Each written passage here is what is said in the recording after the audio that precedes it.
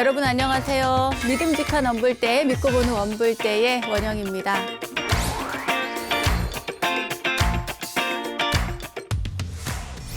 부처님께서 제자 아난다에게 말씀하십니다.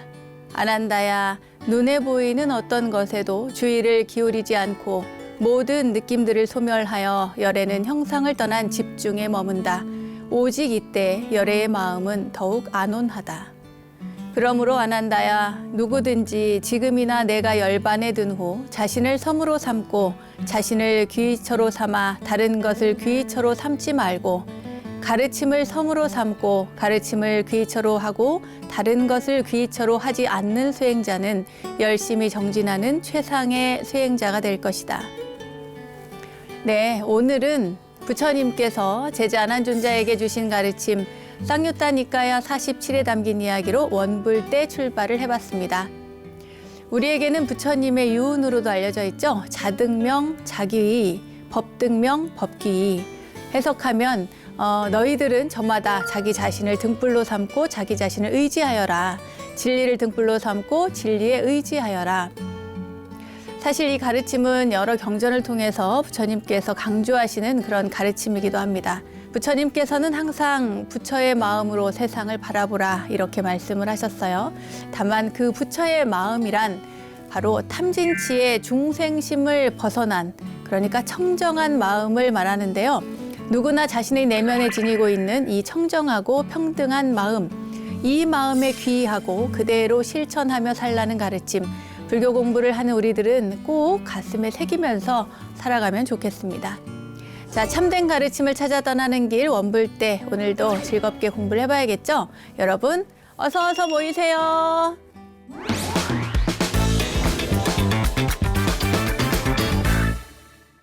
원영 스님의 불교 내백과 실전편 첫 순서는 알고 보면 약이 되는 수많은 불교 이야기들, 그리고 그 불교 지식을 내한해 원불대 지식 플레이 순서입니다.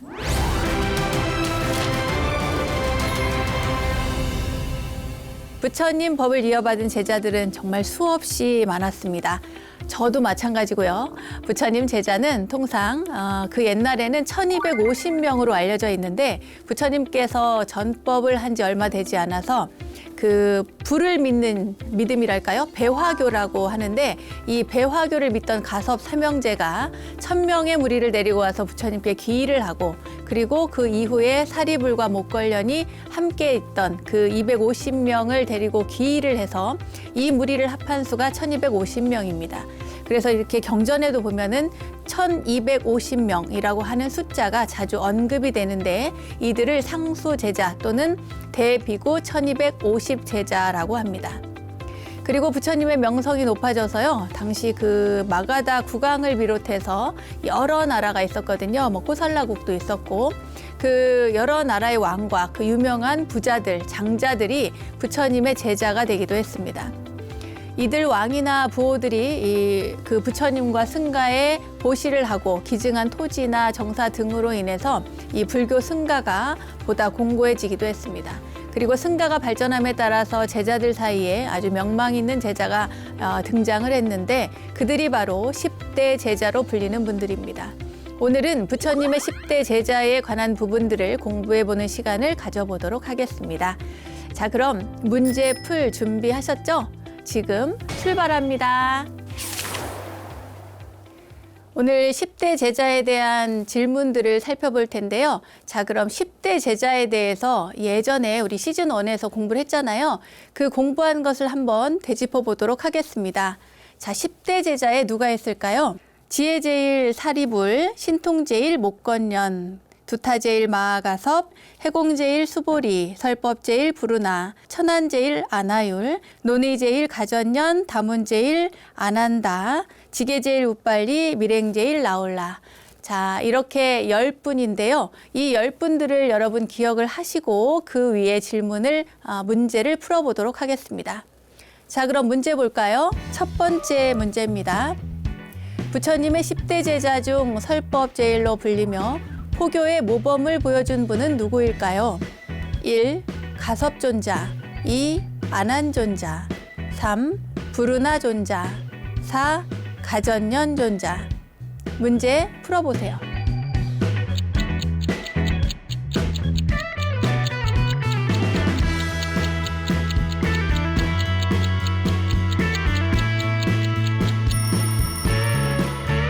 정답 볼까요? 정답은 3번 불운하존자입니다. 설법제일은 불운하존자. 자, 그럼 가섭존자부터 볼까요? 가섭존자는 누굽니까? 두타제일이라고 했죠? 자, 안한존자. 안한존자는 부처님 옆에서 시봉을 오래 하셨잖아요. 그래서 가장 많이 법을 들었다 해서 다문제일이라고 하고, 이 가전연존자는 논의를 굉장히 잘하셨답니다. 그래서 외도들을 상대해서 불교의 교리를 이렇게 펼치신 분으로 유명한데, 가전연존자는 논의제일. 그리고 오늘 이 질문 설법제일 누굴까 했을 때 바로 불운하존자입니다. 자, 그럼 불운하존자가 어떤 분인지 한번 볼까요?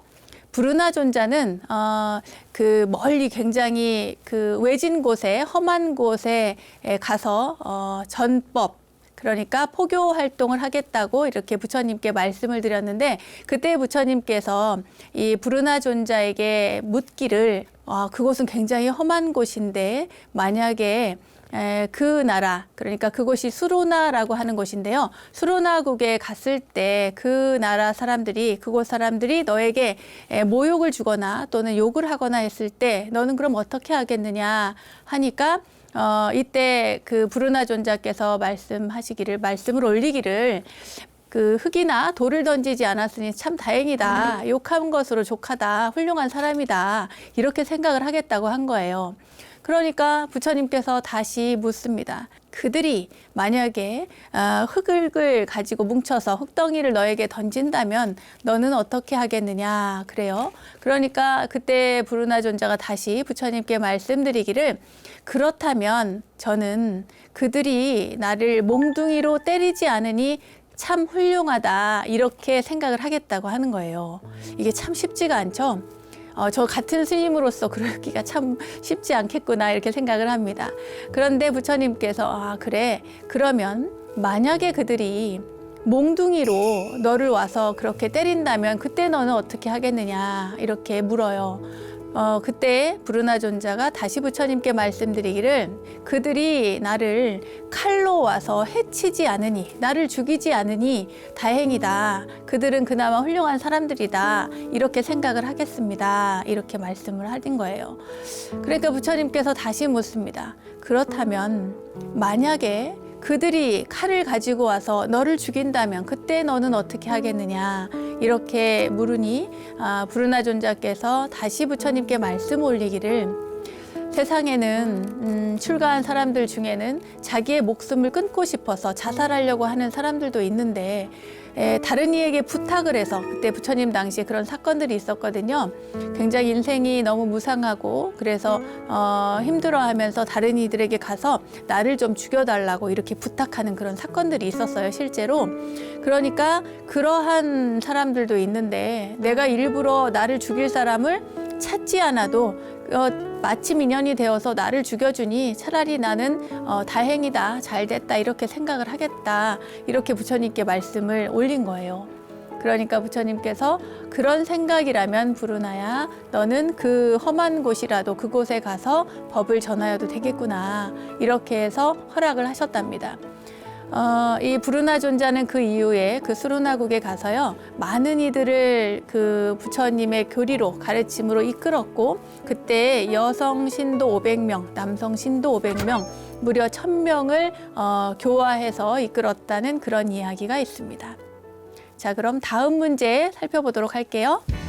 다음 중 부처님께서 마음 챙김을 가진 자들 가운데 으뜸이며, 총명한 자들 가운데 으뜸이며, 활력을 가진 자들 가운데 으뜸이며, 시자들 가운데 으뜸이며, 많이 들은 자들 가운데 으뜸이라고 칭찬하신 제자는 누구일까요? 1. 불운하존자. 2. 사리불존자. 3. 아난다존자. 4. 가전연존자. 자, 누구일까요?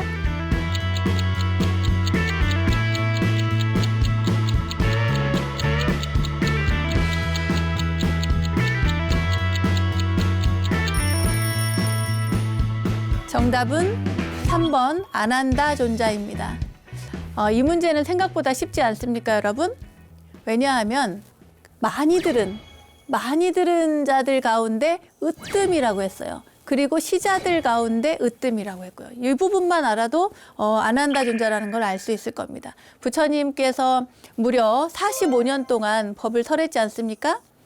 45년 동안 법을 설하는데 그때의 전반기 말고 후반기 25년 동안 아난다 존자가 시봉을 했습니다. 25년 동안 부처님 옆에서 모시면서 가까이서 모시면서 가장 많은 법을 부처님의 말씀을 들은 제자이고요.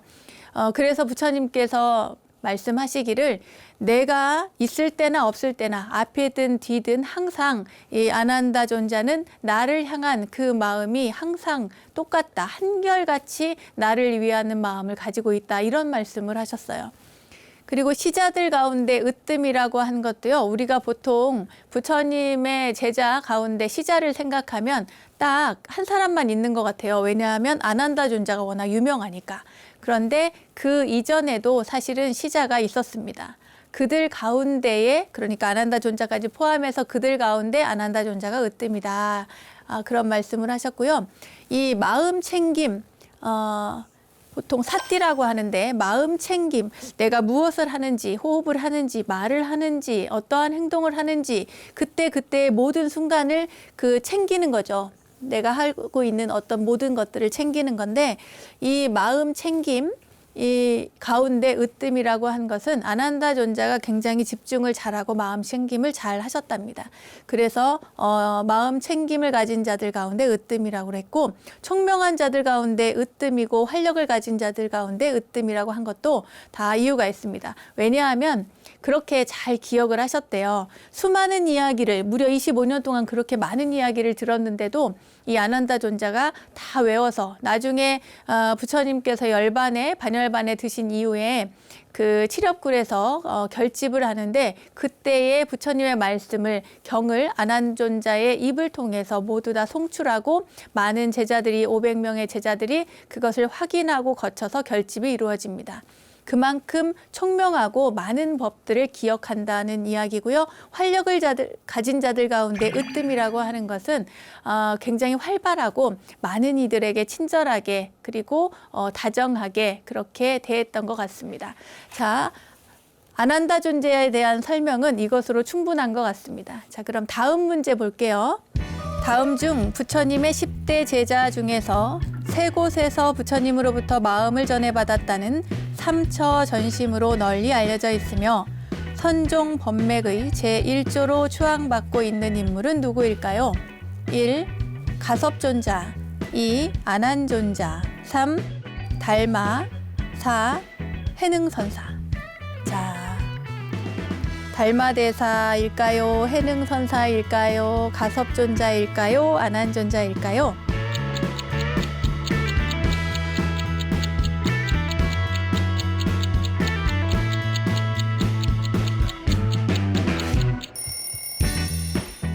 정답은 1번 가섭존자입니다.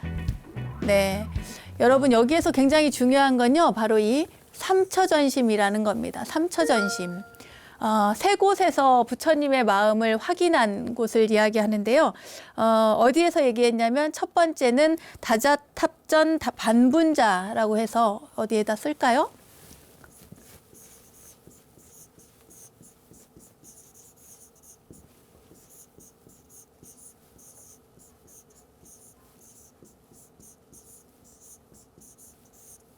네, 다자탑전 반분자. 다자탑 앞에서 반쪽의 자리를 내어 주었다는 거예요.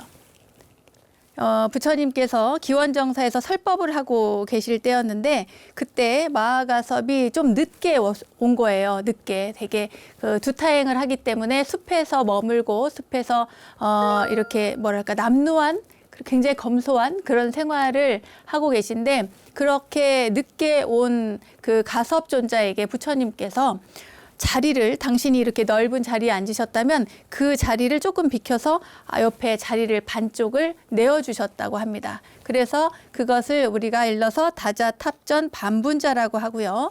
그리고 두 번째 삼처전심이니까 두 번째 영산 회상, 거염화. 네, 영산해상 거염화라는 것이 있는데 이것은 영산해상에서 들것자, 든다는 거예요. 뭐냐면 꽃을 들어 올렸어요. 부처님께서. 영산해상에 많은 불자들이, 많은 제자들이 모여있을 때 부처님께서 꽃을 들어 올리니 그때 1000명의 대중이 아무도 그 의미를 모르고 도대체 왜 저렇게 꽃을 들어 올리시지 했을 때 딱 한 분, 이 마하가섭 존자만이 그 부처님께서 꽃을 들어 올리는 그 모습을 보고 미소를 지었다고 합니다. 그래서 여마미소라고 하는 것이 그때부터 이제 이야기가 되고 있는데 부처님의 마음이 전해진 거예요. 부처님의 마음을 그대로 알아차린 사람은 바로 마하가섭 존자밖에 없었다. 이런 의미이고요. 자, 그럼 세 번째 하나 더 있습니다. 삼처전심의 세 번째. 부처님께서 돌아가신 다음에요. 그 다음에 니련하 곽시 쌍부라는 겁니다. 네, 글씨가 잘 보이는지 모르겠습니다. 보통 우리가 이해하기로는 곽시쌍부라고 하는 이 단어를 많이들 알고 계시는데요. 부처님께서 열반에 드신 다음에 이 가섭존자가 늦게 옵니다. 부처님께서 돌아가셨으니까 이제 열반에 드셨으니까 많은 제자들이 눈물을 흘리고 슬퍼하고 그런 와중에도 장례 준비를 했어요. 부처님께서 돌아가셨으니까 이제 그 화장을 하기 위해서 부처님을 겹겹이 싸고 500겹을 쌌다 그러죠. 쌓고 그리고 나서 나무에다가 이렇게 해서 부처님을 화장을 하려고 불을 지피려고 하는데도 불이 붙지 않는 겁니다. 열반경에 나오는 이야기예요. 불이 붙지 않아요. 그런데 나중에 가섭존자가 뒤늦게 도착을 해서 부처님을 이렇게 화장을 하려고 준비해둔 그곳에서 부처님을 이제 맞이해서 인사를 올리고 그리고 오른쪽으로 세 바퀴를 돌고 그리고 나서 관을 붙잡고 부처님을 이렇게 그 관을 만졌다고 하죠. 그렇게 하니까 그때에 부처님께서 두 발을 이렇게 관 밖으로 두 발을 이렇게 내보이셨다는 거예요. 그래서 니련하 곽시 쌍부라고 합니다. 그러니까 부처님께서 가섭존자 네가 이제 왔구나 이렇게 알아주는 부처님께서 법을 전하는 가장 확신 있게 법을 전한 그런 모습을 이렇게 세 가지로서 이심전심의 마음을 전한 그 내용을 삼처전심이라고 합니다. 자, 그러면 삼처전심으로 널리 알려져 있으면서 선종법맥의 1조로 추앙받고 있는 이 누굴까요? 그분은 바로 가섭존자, 마하가섭 존자였습니다. 자, 그럼 다음 질문 보도록 할게요. 다음은 누구와 누구를 말하는 것일까요? 부처님의 제자 가운데 두 사람이 있었다. 두 사람은 한 스승 밑에서 수행하던 친구였다. 좋은 스승을 만나면 서로 연락해 주기로 약속을 하고 살다가 어느 날 부처님을 만나게 되었다. 그러자 그들은 함께 부처님의 제자가 되어 깨달음을 얻게 되었다. 자, 누굴까요? 1. 문수보살과 보현보살. 2. 사리불과 목걸련. 3. 아난과 가섭. 4. 라울라와 해공.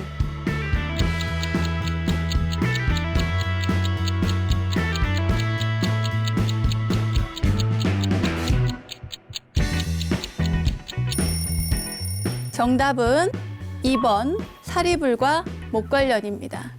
네, 원래 이 사리불하고 목걸련은 둘이서 아주 절친이었다고 하죠. 같은 마을에 태어났고 그리고 바라문의 아들이었고 그랬습니다. 그러다가 그 축제가 있었는데 이 축제에 그 사람들이 막 굉장히 흥겹게 놀고 취하고 이렇게 있는 모습에 거기에 축제를 하는 그 모습을 보고 거기에서 굉장히 허무하고 인생이 무상한 것을 느꼈다고 해요. 그래서 출가를 하는데 이 두 사람이 한 스승 밑에 출가를 합니다. 그 스승의 이름이 뭐냐면 바로 산자야라는 분이에요. 산자야 라고 하는 스승인데 이 스승 밑에서 공부를 하게 됩니다.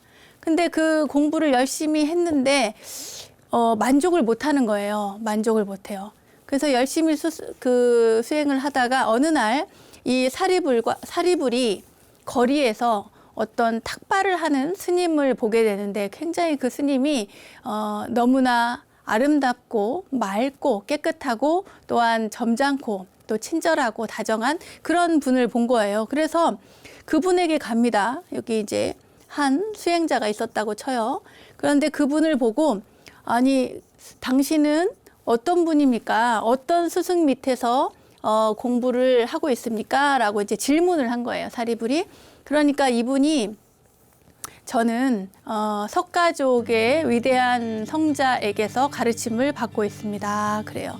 그러니까 그분이 그러면은 어떠한 가르침을 당신에게 주었기에 이렇게 맑은 모습을 하고 있습니까? 라고 물으니까 이분이 하시는 말씀이 저희 스승께서는 저희에게 말씀하시기를 이 세상의 모든 것에는 원인이 있다. 그러면서 원인이 있기 때문에 결과가 있는 것이다. 이것이 있으므로 저것이 있다라고 하는 그러한 연기의 가르침을 주셨다라고 얘기를 해요.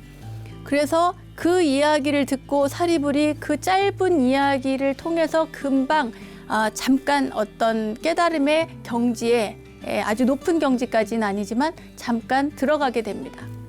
그래서 여기에서 이제 수다원가를 증득했다고 하는데 그 얘기를 듣고 너무나 감동을 받죠. 그래서 그 스승이 도대체 누구인가 찾아갈 결심을 하게 됩니다. 근데 이때 이 법을 알려준 이분이 바로 누구냐면 5비구 가운데 아싸지라고 하는 비구였습니다.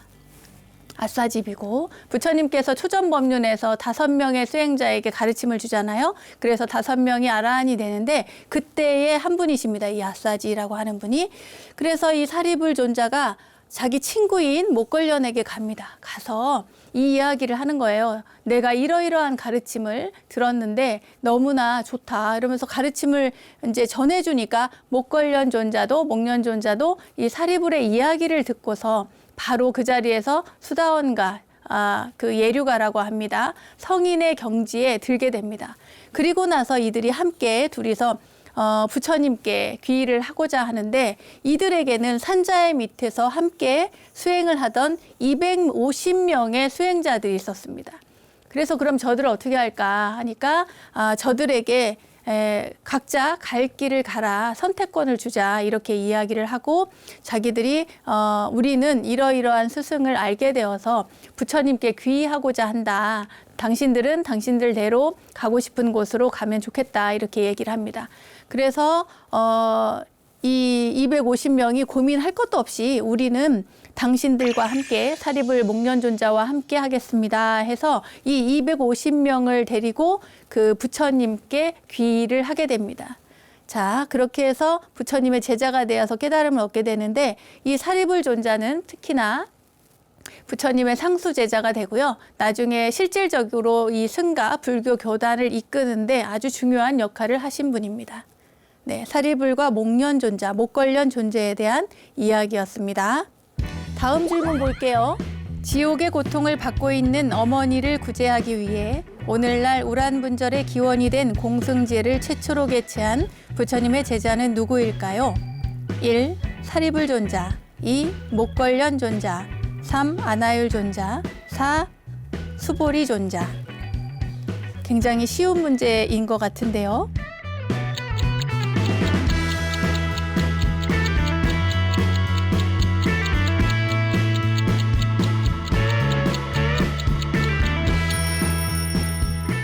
정답은 2번 목걸련 존자입니다. 목련 존자.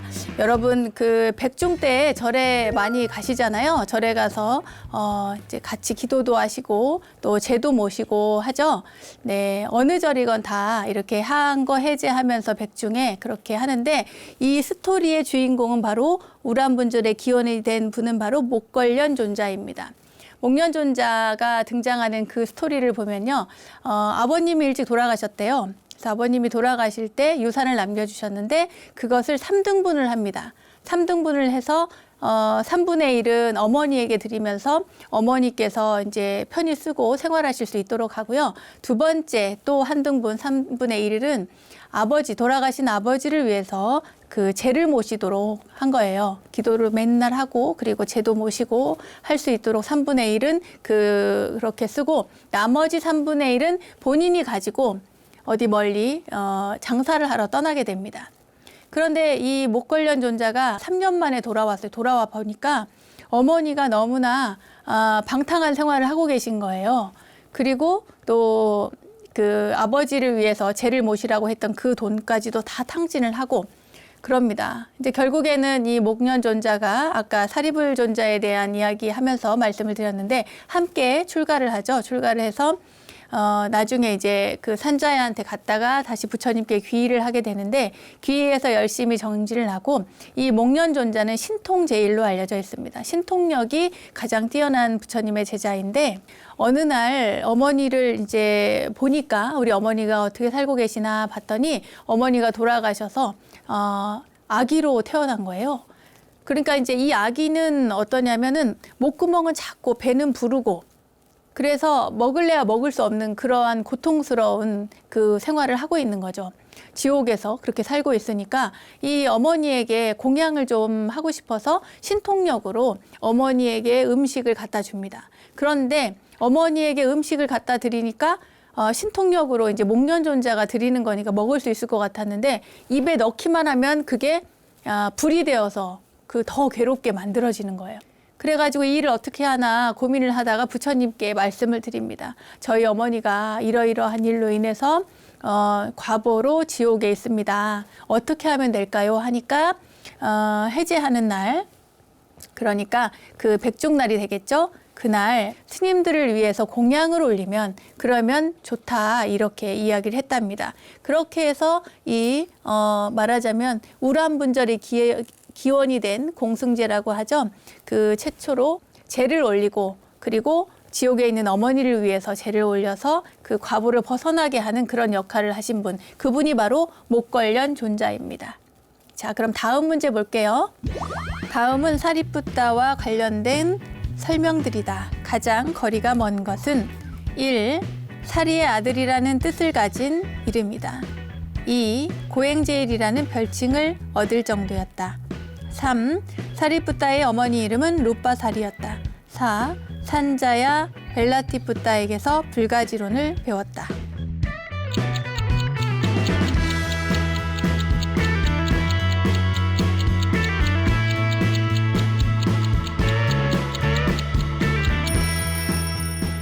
자, 정답은 뭘까요?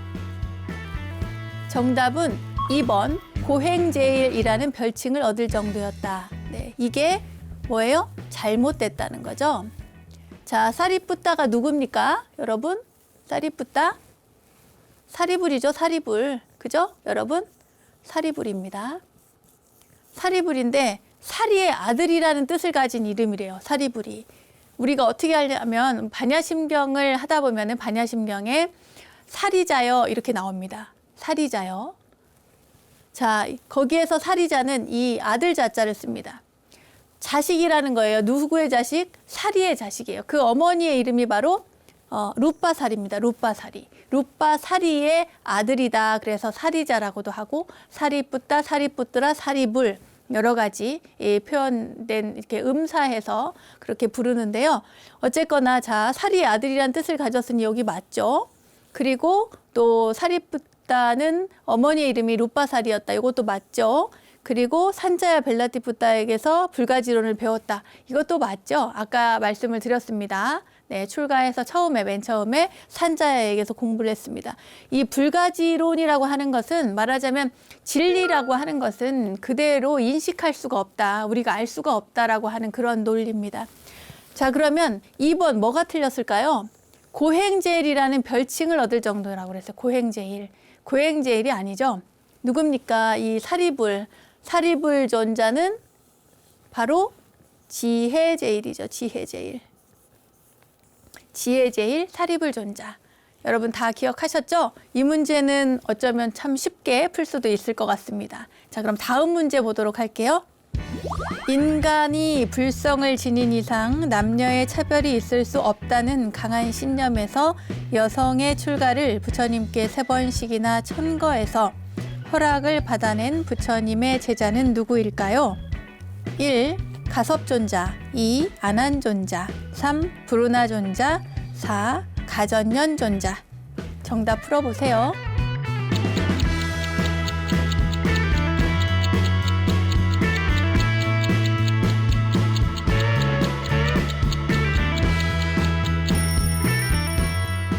정답은 2번 아난존자입니다.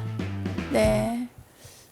자, 중요한 포인트는 이겁니다. 여성 출가를 부처님께 말씀드려서 허락을 받아낸 부처님 제자.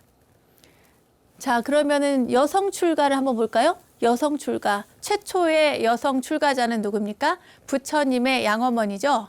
마하빠자바띠라고 하는 양어머니. 마야 왕비의 여동생이었죠. 마하빠자바띠 그 양어머니가 이제 수도다나 왕이 정반왕이 돌아가시고 난 다음에 석가족의 여인들을 다 데리고 함께 부처님께 출가를 허락해 달라고 찾아옵니다. 찾아오는데 부처님께서 거절을 하셨어요.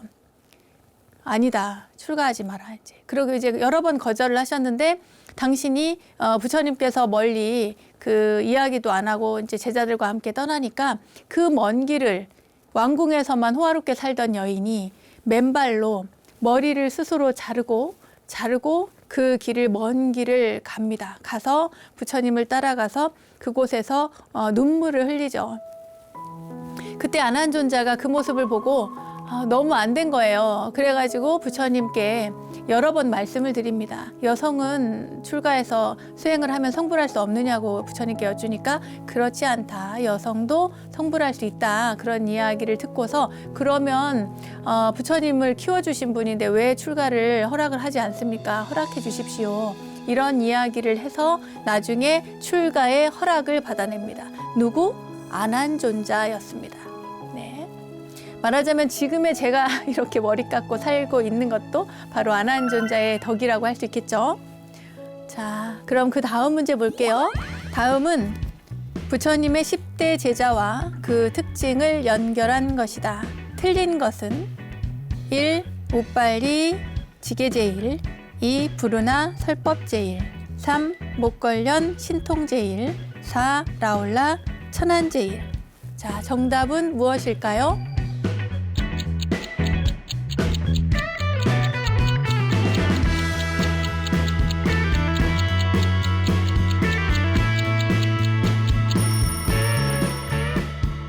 네, 정답은 4번 라울라 천안제일입니다. 틀린 거를 얘기하라고 그랬어요. 자, 우빨리는 지게제일 맞죠? 부르나 존자는 설법을 잘한다고 했습니다. 설법제일. 목걸련 존자는 신통을 잘 부린다고 했죠? 신통력이 굉장히 높다고 그랬어요. 자, 라울라 존자. 우리가 라울라 존자 하면은 천안제일이 아니죠. 라울라 존자는 숨은 곳에서도 좋은 일을 많이 하고 정진을 잘하고 한다고 합니다. 그래서 밀행제일이라고 합니다. 밀행제일. 예. 그럼 천안제일은 누굴까요, 여러분? 천안제일은 바로 아나율 존자. 아나율 존자가 부처님께서 설법할 때에 그때의 설법 시간에 이렇게 존 거예요.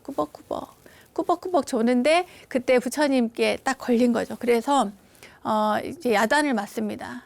그래서 혼이 나서 그다음부터는 부끄러운 마음에 정진을 열심히 하게 됩니다. 부지런히 정진을 하다가 잠을 자지 않고 눕지 않고 정진을 하다가 앞을 못 보게 됐어요. 눈을 잃게 됩니다.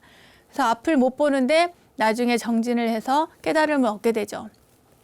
대신에 아픈 이 육안을 잃기는 했지만 천안을 얻게 됩니다. 천리 밖의 일들도 눈에 보이지 않은 모든 것들을 알 수 있는 그런 아나율 존자. 그래서 천안제일이라고 합니다. 자, 여러분 이해 가셨죠?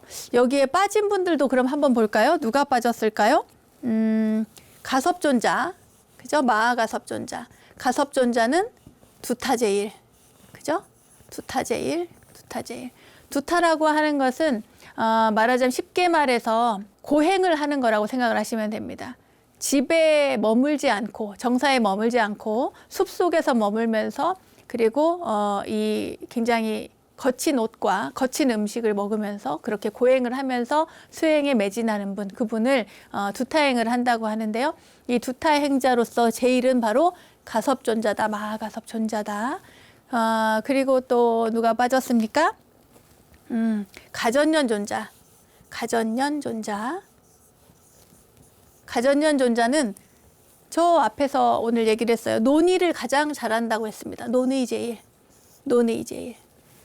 그러니까 부르나존자가 설법, 비유를 해서 이렇게 설법을 잘해서 교화를 잘한다면 이 가전년존자는 이걸 교리적으로 이렇게 이야기를 해서 토론을 해서 상대를 제압하는데 아주 뛰어난 그런 분이시라고 합니다. 자, 그 다음에 또 누가 빠졌을까요? 못빨리 했고 아난다 존자가 빠졌네요. 아난존자. 아난다 존자는 많이 들었다고 했죠? 다문. 많이 들었습니다. 많이 들어서 다문제일이라고 하고요. 자, 수보리 존자가 빠졌네요. 수보리. 수보리 존자. 수보리 존자는 공을 가장 잘한대요. 공. 공을 가장 잘한다고 해서 해공제일이라고 합니다. 네. 자, 다시 한번 볼까요? 우빨리 지게제일, 부르나 설법제일, 목걸련 신통제일, 라울라는 밀행제일, 천안제일은 누구죠? 아나율, 아나율 천안제일, 아난다는 다문제일, 가섭존자는 두타제일, 가전년은 논의제일, 그리고 수보리는 해공제일이었습니다.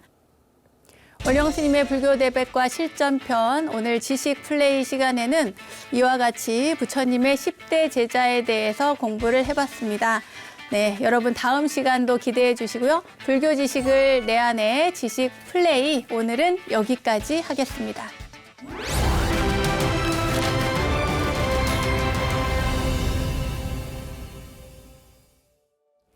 우리들 인생길에 마주한 이야기 하나로 삶을 향기롭게 만들어가는 시간, 마음 훈련의 시간, 불문입니다. 화제나 이슈와 같은 의미로 오늘날 화두라는 말이 관용적으로 많이 쓰이는데요. 사실 이 화두라는 말은 우리 불교 용어죠. 화두란 본래 참선하는 이가 깨달음을 얻기 위해서 답을 구하려고 애를 쓰는 어떤 문제, 이런 불교적인 의미를 가지고 있습니다. 수행자가 알쏭달쏭한 이 문제들을 마음에 품고 그리고 끊임없이 의심을 가지고 정진을 하다가 그 문제에 답을 얻었을 때 비로소 깨달음을 얻을 수 있다고 하죠. 자, 그 화두, 여러분 마음에도 혹시 그 화두가 담겨져 있나요? 불교의 수많은 이야기 속에서 화두 하나를 얻어보는 시간입니다. 오늘은 중국 당나라 시대 다나 천연 화상에 목불을 쪼개서 불을 피우다라는 이야기입니다. 중국 당나라 다나 천연 화상이 낙양 해림사에 머물고 있을 때의 일인데요. 스님은 아주 추운 겨울날 땔감이 없을 때인데 그 법당에 가서요, 목불을 가져다가 쪼개서 군불을 지피고 있었습니다. 너무 놀랍죠? 이것을 이제 뒤늦게 안 그 절에 원주 스님이 막 달려와서 고함을 질렀어요.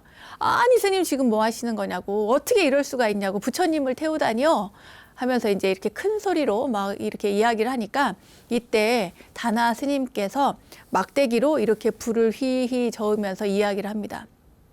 왜? 나는 부처를 태워서 사리를 얻으려는 것인데, 이렇게 이야기를 한 거예요. 이 다나 스님의 말에 원주 스님은 더욱 화가 나는 거예요. 아니 무슨 목불인데 목불이 무슨 놈의 사리가 나옵니까? 이러면서 화를 냈어요. 그러자 이 다나 스님께서 말씀하시기를 사리가 나오지 않을 바에야 나무 토막이지 무슨 부처님이겠소? 이렇게 이야기를 한 거예요. 그리고는 씩 하고 입가에 미소를 지었죠. 진정한 부처를 드러내기 위해서 이렇게 거짓된 부처를 떨쳐버려라 하는 그런 비상한 방편이긴 한데요. 그래도 굉장히 어렵고 난해한 그런 문제죠. 혹시라도 절대로 여러분은 이런 거를 흉내를 내시면 안 됩니다. 다만 이 스토리, 이 이야기의 포인트는 이겁니다. 구분하지 마라. 말하자면 상을 내지 마라. 우리가 이제 금강경이나 이런 경전들 보면 범소유상, 계시연망, 약견, 재상비상, 직견열애 뭐 이런 표현들이 막 나오잖아요. 말하자면 모든 것들에 대한 상을 내려놓는 것을 이야기를 합니다. 부처를 모든 것들이 상이 아닌 줄 알아야 된다는 것인데 이 상이 있네, 뭐 이것은 부처이네, 이것은 부처가 아니네, 중생이네, 뭐 이 모든 것들을 차별하고 분별을 하다 보면 그 상에 쌓여서 제대로 된 진실한 부처님의 열애의 모습을 볼 수 없다는 이야기를 이렇게 표현을 한 것이에요. 그러니까 우리가 이제 절에 가서 신심을 가지고 부처님을 보고 기도를 하고 이런 것은 충실히 하되, 그렇다고 해서 일상의 모든 것들에 대해서 구별하지 말고 또 차별하지 말고, 사람과 사람을 차별하지 말고, 예를 들면 그런 거죠. 사람과 사람을 차별하는 것. 이 사람은 뭐 훌륭한 사람이야. 이 사람은 하찮은 사람이야. 직업도 마찬가지죠. 이것은 굉장히 훌륭한 직업이야. 이것은 굉장히 안 좋은 직업이야. 또 어떤 사람은 굉장히 고귀한 사람이야. 이 사람은 천한 사람이야. 이렇게 막 구별하고 차별하는 이 마음들을 모두 내려놓게 하기 위해서 만든 또는 이야기된 그런 스토리입니다. 자, 그럼 여러분께 다시 한번 물어보겠습니다. 여러분은 여러분 마음에 진정한 부처를 찾고 계신가요?